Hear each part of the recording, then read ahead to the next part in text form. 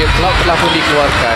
Penjahana telah pun mengunci Grok di sini, dan Chow dan Martis telah pun counter untuk Alice, tak silap saya. Sing telah pun mengunci Harley di sini. Harley, satu hero yang boleh meleburkan hero-hero yang berada di bahagian hadapan sebenarnya. Lagi-lagi hero macam Alice.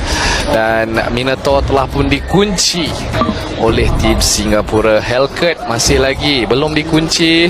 Adakah kita akan nampak Hellcat? Ya, situ dia Solos.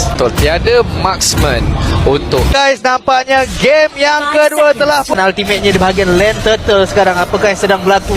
Kaja terus ke hadapan, terus pergi kepada Martis. Martis tengoklah damage yang dikeluarkan kepada ASI Sayan. Hampir saja last hit kepada Martis. Berjaya masih lagi menyelamatkan dirinya dan akhirnya berjaya dibunuh oleh Hamusa. Solos bagi kepada Harley. Harley terpaksa mengundurkan diri. Manakan damage tak sudah lagi. dibunuh Martis.